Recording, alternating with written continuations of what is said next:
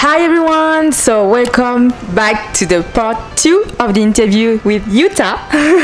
So now we are going to speak in English and to talk about her business. Actually, she was the one that built the first resort here in Vietnam, in one of the beautiful beach in Vietnam, in Mui Ne, with her ex-husband. So let's talk first about your background. You went to France first, and this is where you worked as an au pair in Marseille, right? Yes, that's how I started. French. Yes. So could you tell a bit of your experience in France first, and why did you choose France?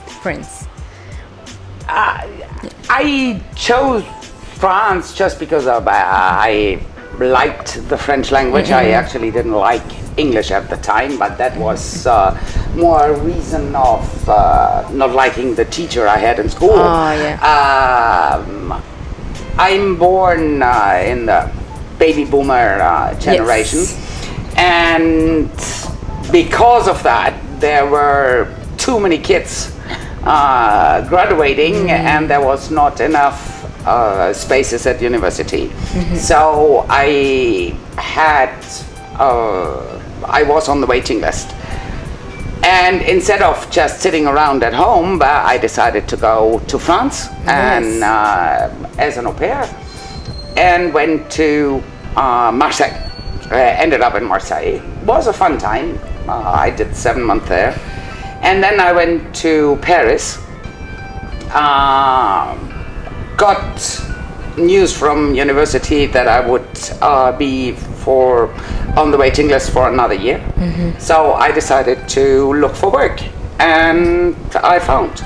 I started working for Hilton Hotels. Wow. And so I worked in Paris for 3.5 years. First for Hilton in operations, reception, cashier. And then I worked for a French hotel chain called Concord Hotels. And then I had the opportunity to actually leave the hotel industry and work for a company in Monte Carlo in event management. Wow. And I stayed there for 7 years. In '92, we were on holidays in Thailand, and You met on holidays? Yes. Okay. Together with my now ex-husband. Okay. Where we discovered a different type of hotel than what we were used to in Europe. Here in Asia, you have these smaller resorts. Right. Relaxing, casual, yet still still not deluxe, but exactly. in the middle, but not too expensive, not too cheap. Exactly, in the exactly. Not the backpacker type, but and as we were both with experience in hotel, event, F&B, we're like, okay, like a lot of people, why not us? Okay. And so we started looking into Thailand, obviously. I mean, it was the only place we really knew in Asia. But in the same time, those years, Vietnam was in all the newspapers, magazines in France for several reasons. Because Mitterrand, President Mitterrand, was the first head of state to come for an official visit to Vietnam to reopen diplomatic relationships, they etc. opened the doors back to the Vietnamese that immigrate in France, right? So I remember my first time coming back to Vietnam, going to Vietnam was in 1998, so I was like 6. And it was the first time of my parents who left the country because of the war. Yeah. It was their first time coming back to the country. Like, it was like, wow, like it was such a thing, you know, a lot of emotions, and like it was door open again after the war. Like it was like, all the victims came back, you know, to like reconnect. Yeah. And I guess that's why it was trendy Vietnam at the time also. That and then the same years, the same time, two movies came out, L'Indochine and The Lover, L'Amant. So it just put Vietnam back on the map. Yes. I admit that for us, I mean, we were like, okay, Vietnam, where is it? I mean, we had to look on a map, and we saw that there were 3,500 kilometers of coastline. We're like, okay, looking for a beach, it might be a good place to start looking. Yeah. And so much potential. Exactly. And I was working. My husband was not. So he went for a first visit in '93. And 93, 94, but we worked on presenting a investment project, which got accepted in July '94. We got the investment license. My husband stayed, and I wrapped up my work and prepared the container of our things, and I arrived on the 23rd of December 1994. Wow. And we started construction in beginning of '95. And pre-opening was July '95 of the first foreign invested beach resort in Vietnam. Wow, amazing. Did your skills were completed each other? Oh, but yeah, totally. Yes. How do I say? He was the able to see to create. He had the ideas for design, for anything. I was the one who set them. Okay, you were more operational, kind of, and he was more in the creator, the ideas.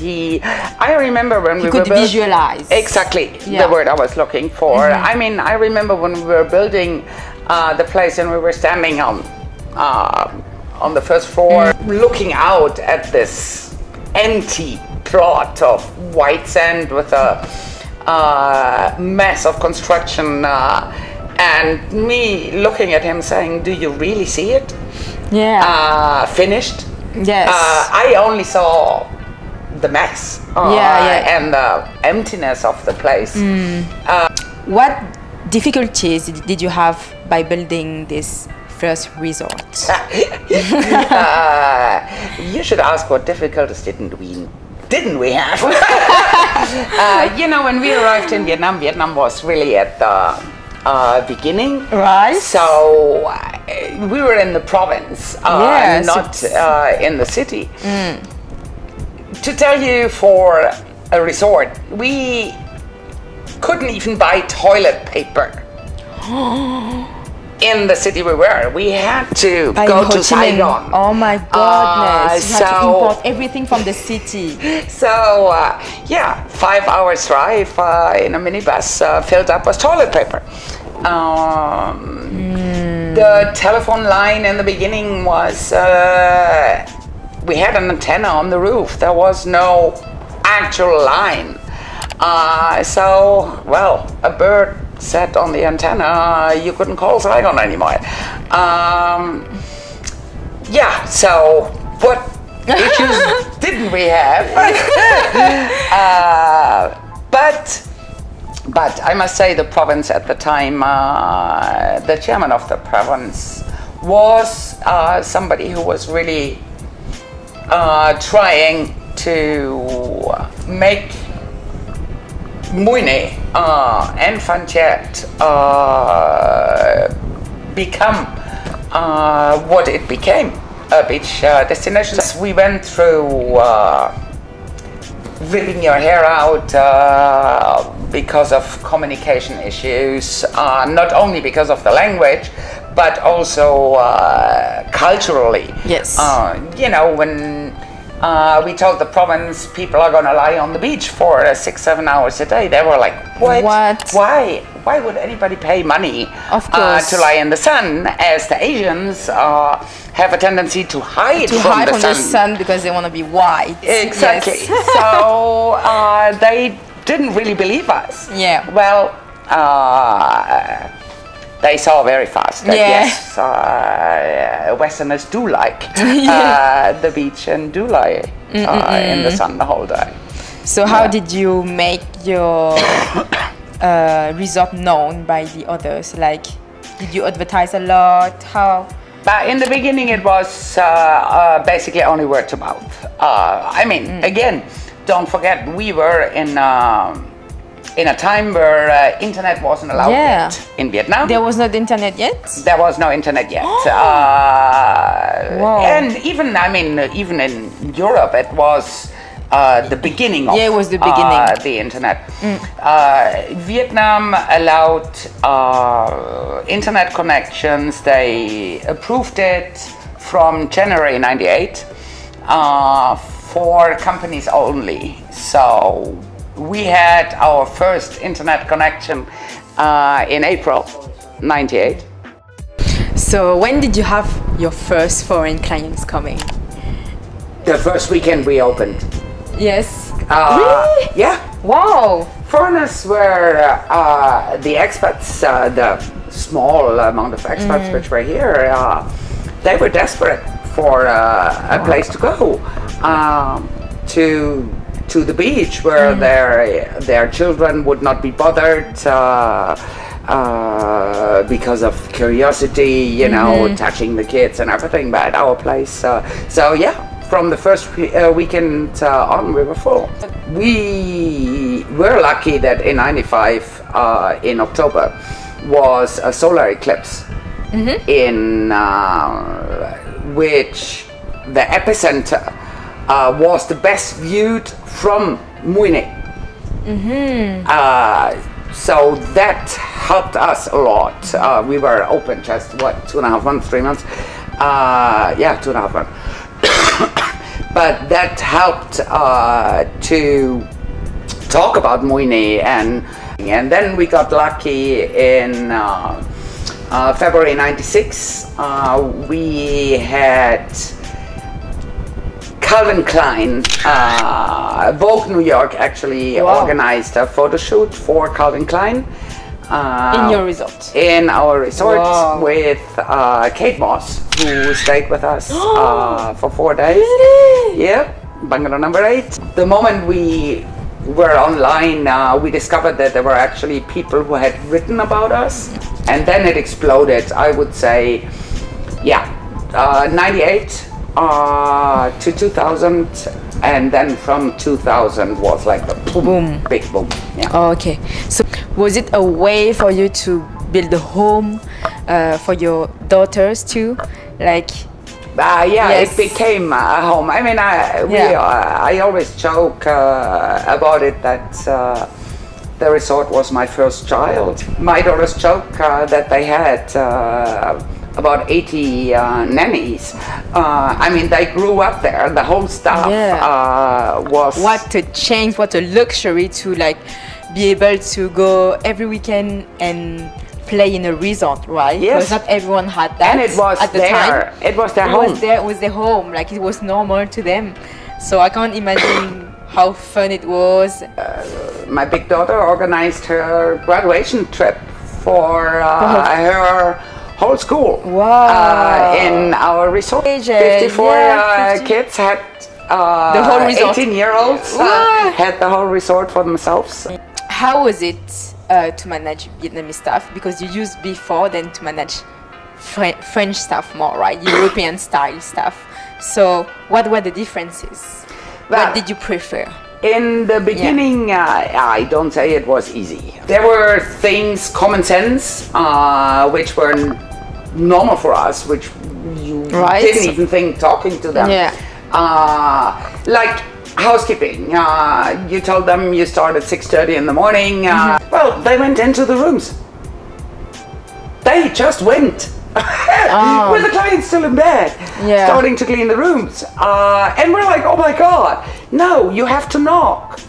Yeah. They're like, oh, okay, That's so Vietnamese. Sorry. Yes. So they knock, open the door. And then they enter without having the permission. Yes, I know. Exactly. So again, you're like, no guys, you have to wait for an answer. And if the answer is no, you don't go in. So yes, that was little things where we just didn't even think about it. Yeah, because it's so unthinkable even for us as European, you know. Exactly. Yes. But what I have always liked about the Vietnamese, and what I still do, I mean, my business now is all about that.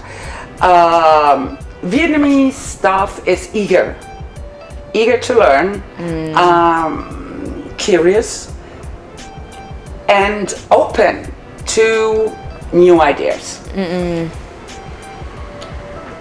They do not like aggressivity from their superiors, especially foreigners. And let's be honest, I mean, Europeans wouldn't like that neither. Yes.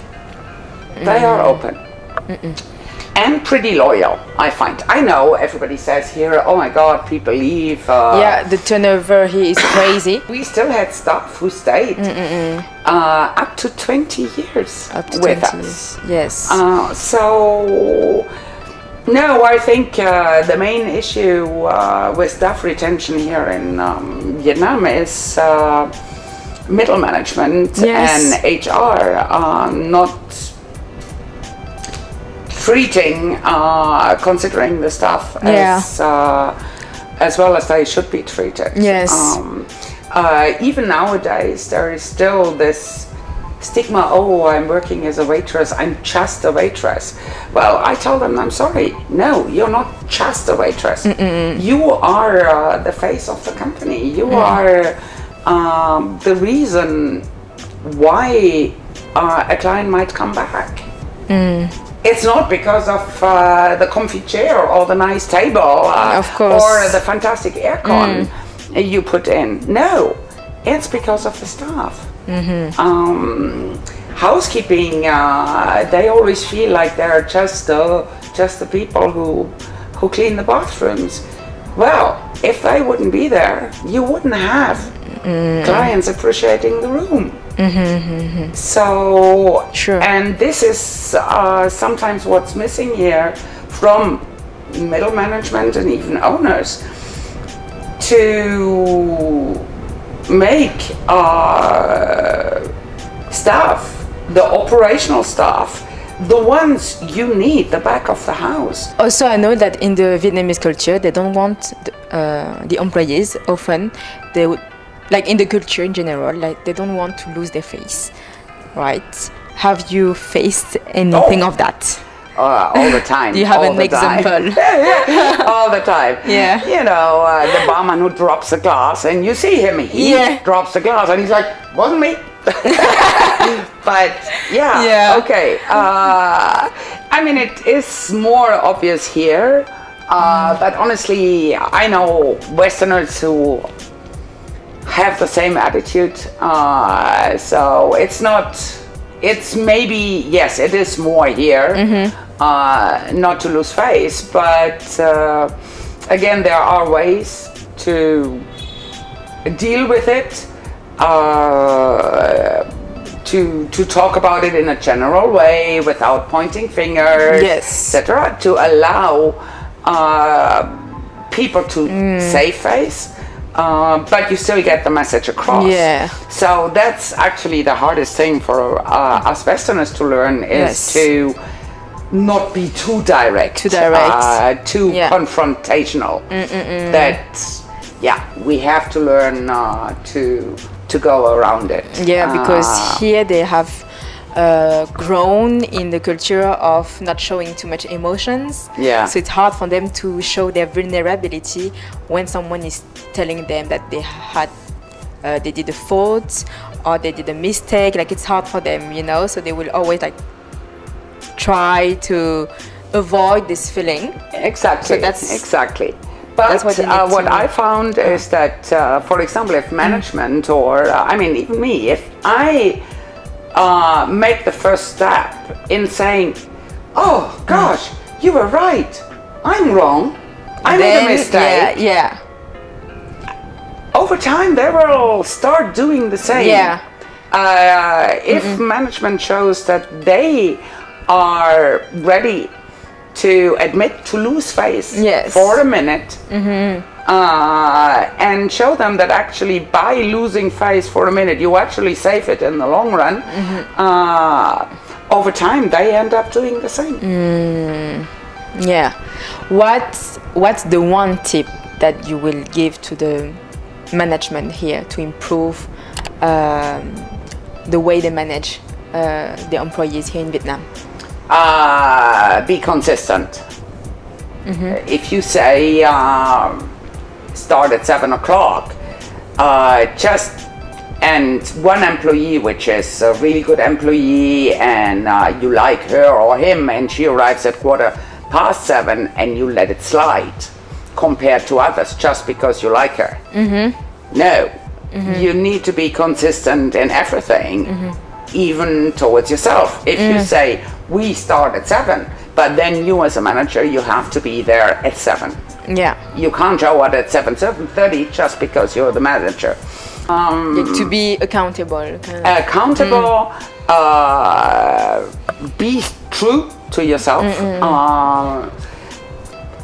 meaning be the same with every person. Don't give favors just for somebody you like or because he's part of your family, even extended. Training should never stop for both management and staff.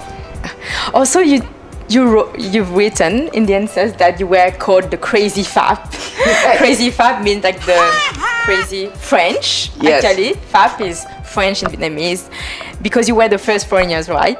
Yeah, so, and because we were in a destination by which at the time so nobody knew where it was. So everybody thought we're nuts. You know, it was only Saigon and Hanoi and Nha Trang eventually. But that's why they called us the Crazy Pháp.